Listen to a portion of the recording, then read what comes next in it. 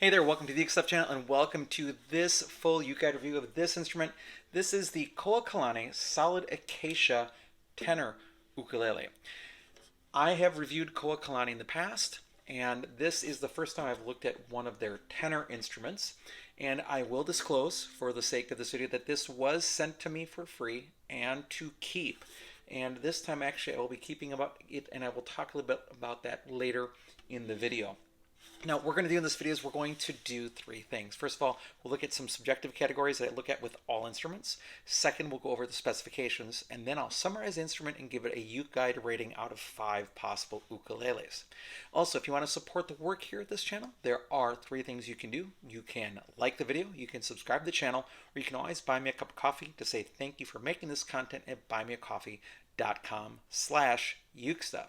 And if you want a summary of this entire video, it's a one-page document at ukestuff.info, my website or blog. It's totally free. And if you just go into the UkeGuide area, look up this instrument, and you can see the summary single page that was inspired by the energy savings guides that we have up on appliances here in the United States. So let's begin with the subjective categories of this instrument. The first is cost. Now, when I looked on their website, this was not listed on their website, but they also sell via eBay, especially if you're here in the United States. So this one sells for $169.99 plus $29.99 shipping. And that may seem like a lot, but I looked at the price tag of what it costs them to send this to me from Hawaii, because that's where they're located. They import these and assemble them there. I think that means that they put on the hardware and they put on the strings and everything else, maybe even assemble the saddles. I think the body itself is built when it comes to them. But anyway, it was nearly $28 to send. So that $29.99 is spot on. Probably covers them for shipping to the East Coast because that can be a little more expensive. So just so you know that I think that's a fair price. And then in terms of cost overall, that's $198.99 if you buy one of these from eBay. So just do keep that in mind. Now in terms of value, while it's not the greatest value in the world, the price exceeds the value on this instrument, and I want to show you a couple of the other things you get with it. First of all, you do get a light gig bag, and truthfully, you'll probably want to invest in a hard case anyway for this instrument. It is a solid acacia ukulele, and it probably deserves a little better than this, but this will actually help you, if you're going out and gigging, it's something you can throw your ukulele in, and it'll give it a little bit of protection. It's probably somewhere between 5 and 10 millimeters in thickness. It's not a super amazing case by any means, but it's included. So for example, many Kalas and many Ohanas don't include that, so keep that in mind. It also now, through 2023, they have some extras. So they're including a tuner, which, hey, that's great. That's a $5 to $10 value. They're including a poppet for your phone. I don't know if they're all the same, but this one is an Anu turtle. And it's also got the plumeria in it. And my wife saw this, and we went to Hawaii in March for my 50th birthday. Not that we normally go to Hawaii, but it's for my 50th birthday. And she loves plumeria. In fact, we bought a plumeria, and it's growing, actually sprouted leaves. Maybe I'll put a picture of that up there. But anyway, with this, she saw and she's like, oh, I want that for my phone. So she's taking this as soon as this video is over. And then they also include an extra set of Aquila strings that they've never done before, a little cleaning cloth, and there's also a pick in there. Don't use that pick. Yes, you can use a plastic pick with the ukulele, but generally most people don't. If you're going to use a pick, try to find a leather one or try to find a felt one. That's just better for the instrument. They're not built like a guitar. There's no pick guard, so just do keep that in mind. So anyway, with all that, that's a little extra added value there. I mean, the poppet, these still sell for, and it's a wood one, so these would be $10 or more in the store. Yeah, I know the manufacturer's cost is way less than that, but if you go to your local store and buy a poppet for your phone, it's at least $10. You've got the extra tuner, which is another, $5 to $10 value. Extra set of strings, which again, low cost for manufacturer include, but if you buy the set of strings in a store, you're starting at least probably $8 for a pack of strings. It's a nice little bonus at this point that they've got that are going to be offering through 2023 as they sell instruments. So the price exceeds the value here. Now, in terms of the build quality, overall, it's really well done. There's some nice flaming. If I can get it in the light, you can see some of the flaming in the Acacia, and that's been true of the other Koa Kalanes. Yeah, check that out, that I've had, and it's also true on the back. There's some nice, real action going in that wood. For a little while, I was questioning whether or not the sides were solid acacia. And this is where, for example, like Barry Maz at Got a Ukulele gets very upset with companies saying Acacia Koa because it confuses the consumer. And I guess I can see that point, but at least they're saying clearly Acacia. And again, all Koa is Acacia, not all Acacia is Koa. Koa is a sub-brand that grows only in Hawaii of Acacia.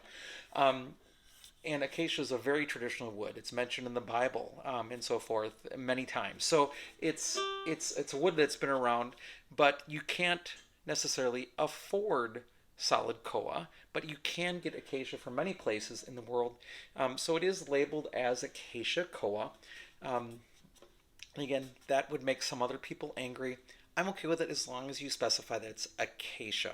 That's really, really important, I think, for the consumer to know. With that in mind, it's built well. The only flaws that I see are two little spots in the binding, and I'll see if I can get them for you on camera.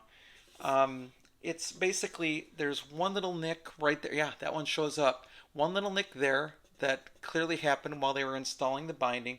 And there's one other spot. Yes, it's right here. I don't know if you can see that one. Yes, you can right there. That's it for flaws on this instrument. Otherwise, it's very beautiful. It's got some nice curvature on its back. I mean, it's not bowed necessarily, but it's got some nice curvature back there. The wood is beautiful. And the only other negative in terms of construction was it didn't really buzz when I got it, but as soon as I started playing hard, it was buzzing. So what I had to find out was that the strings were just too low. The action was too low. It's a complaint that you very seldom hear. So I had to put a shim underneath the saddle. I didn't have another saddle to replace it with. I do have some extra saddles, but I didn't have one that would fit. So I did put a shim under the saddle to raise up the strings just a bit. And when we get into the specifications and you hear how low it already is, you'll understand why that was probably buzzing. So I think the way to work around that is to make sure they do a check before they send it to you. Maybe specify what your minimum string action is and ask them to check that before they send it, because I think they would rather check that before they ship the ukulele to you, to your preference, rather than have it arrive and find out that you play so heavily, and I play pretty hard most of the time, that you're causing a buzz because the action is too low. Most people want it lower, but you don't want it so low as it creates a buzz, and it only buzzed when I was really strumming.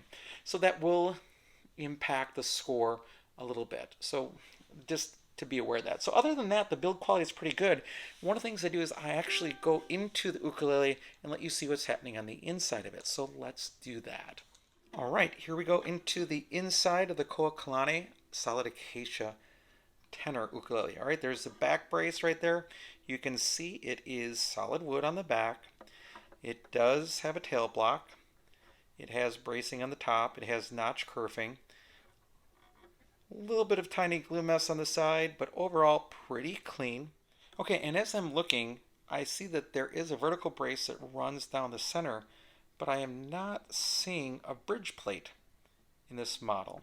Although there is this cross support right here, this brace right there that's probably right about where the bridge is located. So it does have support underneath. It's just a traditional brace instead of a wider bridge plate underneath. All right, let's look at the upper bout. Okay, it's hard to get far back here at the upper bout, but you can see the notch kerfing on the side. You can see there's the neck block. You can see the horizontal brace right there. You can see that it sure looks like the sides are solid wood and not laminate. But boy, those sides are so perfect on the outside that they actually do look like laminate Koa, but I don't think they are. And that's our quick look at the inside of the Koa Kalane Solid Acacia Tenor. All right, as for appearance, it's very plain. And as I mentioned earlier in the video, the Acacia has some shimmer to it, which is really pretty. Very nice. I personally would not have put the binding on this model. Maybe on the bottom here, but I don't think you need it. Your wood is so pretty that I don't think that it needs the binding on the top and the bottom. So if it were me, I don't think I'd do that. But again, I don't mind a plain instrument as long as it's made out of wood as pretty as this. So just I don't think I would put the binding in. And then of course it has the nice shell inlay on the headstock as well. And it's a very Kamaka-like headstock, and that's okay. Some of the other Koa Kalanes in the smaller scales do appear much like a Kamaka. This does not. But those smaller models will only have the dot at the 7th fret, much like a Kamaka. This one has dots all along. We'll talk about that in specifications later. Now, in terms of availability, these aren't on Koa Kalane's website as I'm making this video, but they are on eBay, and I would check Koa Kalane's website every now and then to see if their stock changes. But if you want to find on eBay, look up Koa Kalane tenor, and it'll pop up right there. In terms of playability, there's a lot of good stuff happening here. The action was too low. It needed to be brought up a bit to avoid a buzz for me. It is a wider nut, which is approaching 38 millimeters, with wider spacing than many models. So many times if you buy your import ukulele, they'll have a 35 millimeter nut. Well, this one is approaching a 38. So you get a little more space there. So if you're a person with larger hands, you may like that better. I'm used to playing concerts, so I don't mind a 35 millimeter nut, but I know some people really want that extra space on the nut, and this one is there. It is a wider neck, partially as a result of that wider nut, but it's still sort of C-shaped. It has a little more of a D to it, but it approaches more like a standard import neck than some of the other Koa Kalanes. One of those Koa Kalane models had one of the nicest necks I've ever played on an ukulele. So, you know, it's a thicker neck. It is flattened out a little bit, but it's more towards a C-shaped import than other Koa Kalanes that I've played. Now, in terms of sound quality, overall, it's a warm and balanced sound in high G tuning. There's definitely sustain, and there is a harmonic popping out on an E. So that is there. I still would try other strings. So one of the things that I'll be doing is I've got some Martin M620s, which are Martin standard tenor fluorocarbon strings. And as soon as I'm done with this video, I'll probably be swapping the strings in here because that's just what I like to play. So that will be one of the things that will happen to this instrument. And perhaps what I'll do is make a video with the intro of the playing demo on these strings compared to the next video with the Martin M620s on it. Now in terms of volume, it actually has really decent volume. It can handle everything I throw at it. Now it couldn't originally because the action was too low, so I had to raise a little bit because when I played strong into it, I would get a buzz. Softly I didn't get a buzz, but forced, and that was kind of the clue that it was an action issue where it was just hitting one of the frets as I was playing. I think the 2nd or 3rd fret was where it was bumping. So it's not super loud. It's not Ko Aloha loud, but it is a decently projecting instrument. In terms of tone, it's balanced. It could be brighter, I think, for my taste, and that's why I will try the fluorocarbon with it. Now, one of the things I do in these videos is I let you see what I'm hearing by playing the instrument into tonal energy tuner on the most open chord that I can, in this case the C chord. So here we go.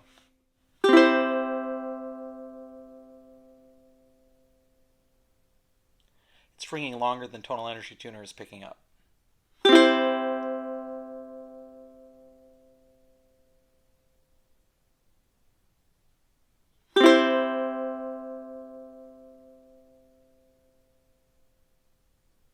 This time we're going to count with it, with the sustain. 2, 3, 4, 5, and then it stops. In this case, I think you're seeing what I'm hearing, which is sort of a balanced instrument. You can hear, that mid and lower range of the ukulele continues on longer than the highs. So again, I think different strings are really the way to go with this model. All right, now that we've talked about the subjective categories, let's get into specifications. It is a tenor ukulele with a scale length of 16.9375 inches, so 16 and 15/16 inches long, almost a 17-inch scale length. It has 18 frets with 14 to the body. It has side position markers at 5, 7, 10, 12, and 15, and a double dot at the 12th, if you can see that. There it is. It is a double bout traditional body. The soundboard, back and sides are all solid acacia. The fretboard is rosewood. The bridge is a slotted bridge, rosewood. And I don't know of a lot of tenors that have slotted bridges, so that's kind of a nice feature if you're a beginning player getting into a lower cost solid wood instrument. Having a slotted bridge makes string changes super easy. Again, string changes are easy enough to learn how to do, but still as a right beginner, that's a nice little feature there. The fretboard is not a radius fretboard, it is flat. The nut and saddle do appear to be bone, and it is not a compensated saddle, but I would have liked the saddle that was a little taller. It is a satin finish, so you can see that nice gloss satin there. It's not a super shiny though. It's sort of that sort of like matte satin finish. It's not a pure gloss. The overall length is 26.125 inches, so just over 26 inches, and it weighs 1 pound, 4.6 ounces, and it's balanced pretty well, as you can see. It has open geared unbranded gold tuners. The action at the first fret, now that I raise the saddle up a little bit, is between 0.5 millimeters and 0.75 millimeters. So it might be a smidgen high there, but action at the 12th is now 2.25 millimeters. So that tells you that the action was probably a little bit on the too low side, which is okay. Very seldom do you see that as a complaint with an instrument. And it's easy enough to rectify either with a new saddle or just a shim. And again, it wasn't fully buzzing. It was only when I was really playing, which is what I tend to do. All right, the nut width is 37.22 millimeters, so getting close to 38. And the space between strings at the first fret is 9.43 millimeters or 30.36 millimeters G to A. So a little bit roomier than a 35 millimeter nut, which is what you'd expect and want, I think, as you get into a bigger scale instrument. And the depth of the neck at the third fret, from the top of the strings to the bottom of the neck, is 21.76 millimeters. And it does have a bit of a D shape more than a C shape, but it really does still tell you that that's a pretty thick neck. And it doesn't quite have the mastery or that excellent neck that a couple of the other Koa Kalanes had. All right, now that we've talked about the subjective categories and the specifications, let's summarize the instrument and give it a UkeGuide rating. First, again, let me remind you that this instrument was sent to me by Koa Kalane for review purposes, and I am allowed to keep this one, so this is being marked as a promotional video or a paid promotion. I wasn't paid anything else, but I am allowed to keep the instrument. Now, this, I think, is also the perfect time to mention that they had reached out to me and asked how the other ukuleles I was sent were doing, and in all truth, I've moved on from those instruments. You just end up with too many. And in particular, when I had some other instruments that are even higher end than those, it didn't make sense to hold on to multiple solid acacia instruments, for example. So I had to be honest and say I've moved on from those. And they said, well, then would you like to review this one? And I said, absolutely. But this one I will hold on to so that I can report back on it over time. As a reminder, if you haven't watched any of the other Koa Kalane videos, and I would encourage you to do so, there's one post on the internet about a person who bought a Koa Kalane where they used to sell them at the Kmart. There's no longer a Kmart there in Hawaii. They fell in love with it. They played it. They loved it. They brought it back to the United States, and then something like the neck warped or the instrument cracked or both or something. And if you look up Koa Kalane, that's like the one hit that you get other than like my videos or Steve String's video that he did on his Koa Kalane. That's a story that you see. And so people sort of are afraid of, at times, of buying this because they see that one story. Well, again, I don't know how that person took care of their instrument. If you have a solid wood instrument of any brand and you live in an environment where the humidity is between or underneath 40% at any time of the year, like it is here where I live in Wisconsin, you need to humidify your instruments and make sure that there's extra humidity for them. And it isn't actually a lot of work. For me, I make some homemade humidifiers and I put them in the case with the instrument and they get stored that way. And once every 2 or 3 weeks, I have to go and just refill the humidifiers. In my case, I just soak them in a tub of distilled water and then throw them right back in the case. And that's all it takes to take care of it. It's not a ton of work. It's not rocket science by any means, but you do have to take care of any solid wood instrument or problems can happen. In fact, problems can even happen to laminate instruments in low enough humidity because instruments do dry out and glue gives. Had that happened to one instrument that I wasn't humidifying, that was a laminate instrument this last winter. So with that in mind, I don't think you have to worry about that Kmart situation um, any more than you have to if you buy a solid wood Kala or Ohana or Flight or something like that, as long as you do your job in taking care of the instrument. And then if something weird would happen to your instrument while you were taking care of it, then I'd reach out to Koa Kalane and say, hey, this happened.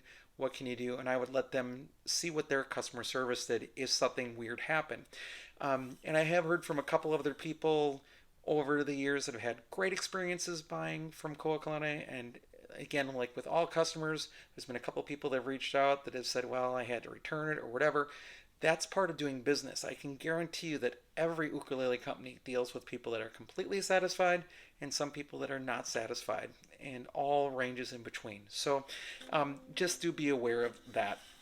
And then also, just so you know, in the past, they have sent me 4 different instruments. 2 were specifically sent to me to have, and then the other 2 were sent to me to give to students, and those were given to my students. So we did a raffle, and I donated those to those students, and then also a bunch of other instruments that I had around.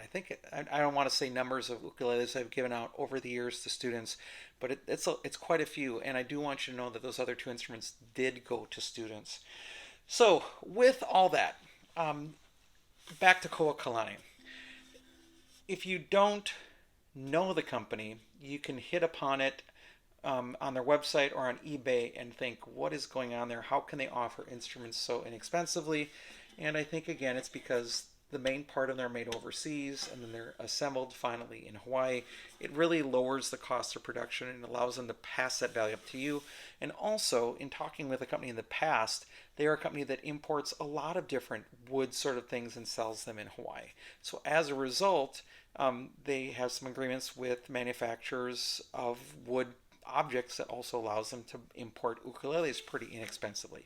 This is all good. So that is how come the cost savings is there. However, COVID hit and stock went down in terms of like quantities of instruments. Well, Koa Kalane is still there. They're still selling. That's what they really wanted people to know, is that they're still out there. And they are, again, including extra bonuses through 2023, including, again, extra strings and a pick. Don't use the pick. And a cleaning cloth, the pop for your phone, and then also a tuner in addition to the case you get as well. So you do get those extra things for now. Now, the only negatives with this instrument, I really think, are, first of all, were just those really slight imperfections, which would not bother me one bit. But again, that little spot near the binding there, the little spot on the binding right there, and then again, for me, was a little bit of buzz when I really played strongly on the instrument. So, this instrument, as a result, gets a 4 out of 5. It was easy enough for me to correct. It's not great that there was that slight buzz when I played really hard, but it's understandable, and I could still definitely recommend this too. I was looking online to see what I could find in the price point for a solid wood instrument, and generally you're getting into mahogany solid wood, and for a tenor-sized instrument, you're generally looking for a solid mahogany, not even to acacia yet, probably above $200 or more just for mahogany. Mahogany is much more common even than acacia and less expensive. Once you jump into acacia, the equivalents are much, much more expensive. So it's it's really still a good value for what you're getting, even though I would swap other strings for it. I would get another case for it. Still, you're going to be in probably hundreds less than buying a solid acacia instrument. So if you're like on the fence and you don't want to spend so much for a solid acacia instrument and you just want to see how you do with caring for a solid instrument, this would be a great one to start with. No sharp fret ends, so no complaints there. It does sound nice. Again, with different strings, I think it'll even liven it up more.